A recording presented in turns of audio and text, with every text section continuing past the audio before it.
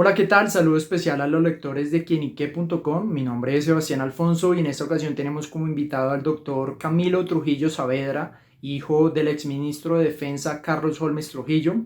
Estaremos hablando con él sobre el interés que tiene por defender el legado de su padre, sobre la situación que atraviesa el país. De manera que, Camilo, muchísimas gracias por aceptar la invitación. Muchísimas gracias a vos y a quien y a todos los que nos ven a esta hora. Muchísimas gracias. Bueno, Camilo, entremos en materia. Yo quisiera que empezáramos esta entrevista. Su nombre, si bien quizás no es muy conocido en el mundo político, el de su papá sí. Yo quisiera que me hablara un poco de lo que ha sido, de su vida, de su carrera, de todo lo que pasa en su entorno tras el fallecimiento de su papá. Hombre, Camilo Trujillo Saavedra, soy nacido en Cali en marzo de 1983. Allá en el Colegio Bolívar realicé mi bachillerato y en el 2001 me graduó y me traslado a Bogotá y arranco mi carrera profesional, mi carrera de estudios en la Universidad de los Andes, en Derecho. Y para el año 2006, un año antes de graduarme, eh, entro a trabajar a una firma de abogados y empezar a hacer mi carrera profesional.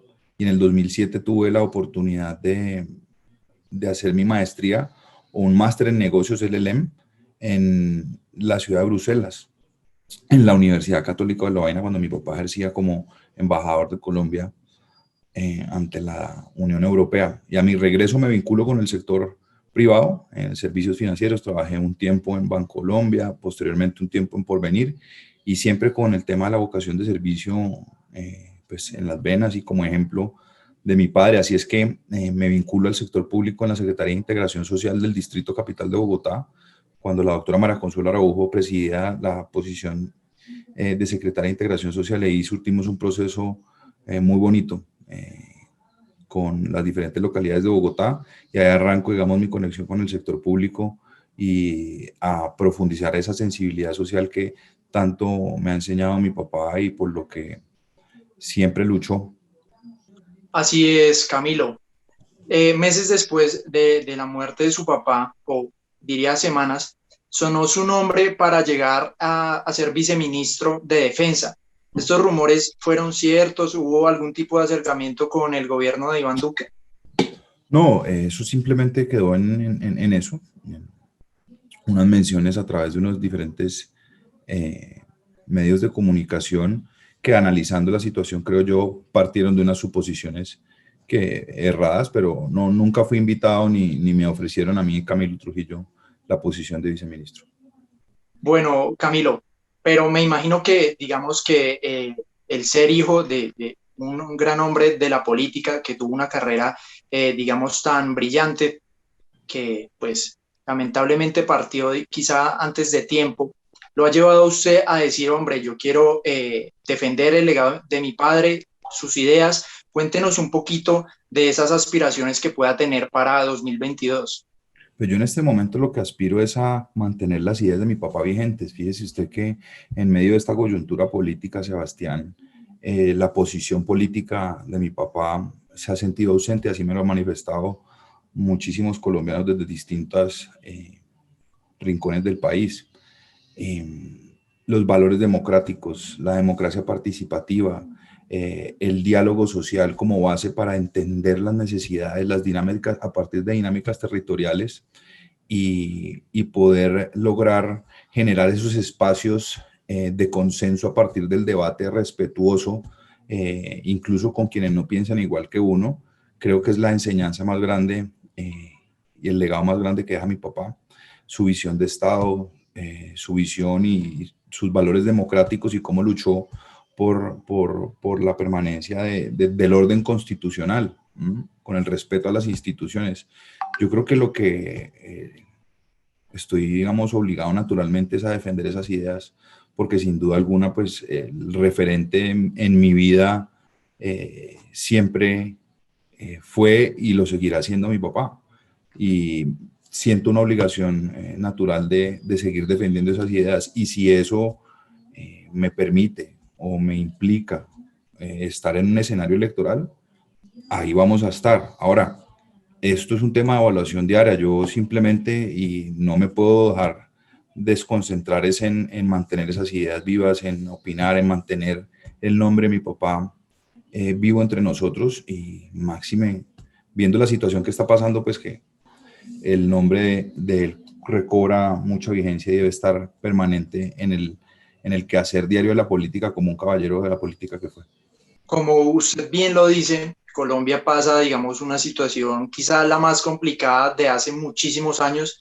Hay crisis económica, en la parte social se ha deteriorado en los últimos meses. Pues en el extranjero, digamos que nuestro nombre ha sufrido varios golpes con esto de Haití, con todo lo que ha pasado. ¿Cómo analiza esta situación y cuál cree que es el paso a seguir o lo que deben hacer desde la política para salir de esta difícil situación? Creo que, Sebastián, aquí lo que hay que, en principio, es que hay que reconocer que hay un sector social haciendo unos reclamos legítimos y los está haciendo de forma pacífica. Y a ese sector social, el Estado tiene que atenderlo a través del diálogo, vuelvo y insisto, a través de entender sus dinámicas territoriales, sus dinámicas sociales, las ideas que ellos mismos tienen para aportar soluciones a las diferentes problemáticas que sufren las comunidades a lo largo y ancho de Colombia. Yo creo que, sin embargo, nosotros como colombianos debemos hacer respetar un orden institucional y constitucional que tenemos. Y en ese orden de ideas, atacar las acciones individuales que generan una violación al ordenamiento legal, como puede ser la actuación de un policía excediendo el uso de la fuerza frente a un civil, o como también puede ser un civil excediendo en el ejercicio de sus derechos y cercenando el derecho de los demás, o atacando a un policía porque cree que a partir de una legitimación que le realizan algunos mandatarios, pues puede actuar a través de las vías de hecho. Yo creo que hay que atacar y hay que revisar muy puntualmente y dar el debate. Fíjese usted, por ejemplo, lo que pasó con el ex capitán retirado del ejército que revelaron ayer con un video que estaba haciendo rondas por la Brigada 30 para atentar contra una misión de unos americanos que están en esa brigada. Eso debería invitar al establecimiento y al Estado a revisar muy puntualmente, por ejemplo, los procedimientos para ingreso a la carrera de oficiales, pasados judiciales, estados psiquiátricos, de todo, entrar a revisar si esos procesos están cumpliendo con los estándares de lo que nosotros queremos de nuestra fuerza pública, porque sin duda alguna, gracias a nuestra fuerza pública y a nuestra institución policial, por un lado, pues tenemos libertad y por el otro lado podemos ejercer nuestros derechos de forma libre y pacífica. Hombre, partiendo de esta difícil situación que todo el país conoce, ¿usted qué evaluación hace del gobierno, de la administración de Iván Duque? Mire, yo creo que el presidente Iván Duque recibió un país en unas condiciones muy complicadas, con unos cultivos ilícitos desbordados y unos retos en materia social gigantescos, que a pesar de todo eso y de la buena estructuración técnicamente de un programa de gobierno, pues ese programa de gobierno y esa buena voluntad para ponerlo a andar, pues se vio truncada con la llegada de la pandemia. Y la llegada de la pandemia hizo que los estados en el manejo de esa crisis social y las consecuencias que de ahí se derivan, pues sean muy cuidadosos a la hora de tomar decisiones y muy sustentados en la ciencia. Y a medida que fue pasando el año con la pandemia, se fue aprendiendo a partir de ello, pero hay que celebrar el esfuerzo que ha hecho el gobierno en torno a los programas sociales, hay que rodear al gobierno en esos esfuerzos que hace para obtener los recursos necesarios para hacer esas inversiones sociales que hoy se necesitan para atender esa grave crisis de pobreza extrema que ha dejado la pandemia, sumado a eso, Sebastián, de todos los retos en materia social que tiene este país. Doctor Trujillo, pese a que hace, digamos, una evaluación positiva del gobierno Duque, todos sabemos que 2022 será pues un momento muy importante porque quienes lleguen a ocupar el poder pues tendrán un papel muy complicado y tendrán que sortear muchísimas dificultades que quizá pues por lo de la pandemia y eso no tuvo que sortear los anteriores congresistas digamos, recibieron un país un poco más tranquilo. Ahorita los ánimos están más difíciles y yo quisiera saber precisamente qué de la carrera política de su papá, qué valores, qué principios aprendió de su padre para quizá llevar esas ideas a la política. Pues sin duda, y me obliga a ir a la época de mi papá, cuando fue constituyente. Mi papá fue uno de los que redactó la Constitución de 1991 y fue uno de los constituyentes más activos, Sebastián, en la defensa férrea de los mecanismos de participación ciudadana. Mi papá, si usted se pone a ver la Constitución, si mi memoria no me falla, en el artículo 149 que se habla del voto programático, mi papá es autor de ese artículo que dice que la ciudadanía tiene que salir a votar por un programa de gobierno que se ajuste a lo que ellos consideran debe implementarse para solucionar las problemáticas que se le aquejan en esa coyuntura o en esa situación en esa ciudad en particular. Así es que, sin duda alguna, yo de mi papá no puedo dejar de decir que la inquietud siempre por conocer qué opina la gente, porque yo siempre digo una anécdota, Sebastián, y es que la primera cosa que él me preguntaba en medio de una conversación de actualidad política era, ¿qué opina la gente? ¿Qué cree la gente que se está haciendo bien? ¿Qué cree la gente que se está haciendo mal? Porque a partir de esa construcción y de ese diálogo se pueden construir verdaderas políticas de Estado que atiendan de forma estructural los problemas que aquejan a las diferentes comunidades en Colombia. Doctor Trujillo, su papá iba a iniciar una campaña presidencial. Usted seguramente tiene muy claras muchas ideas que él tenía.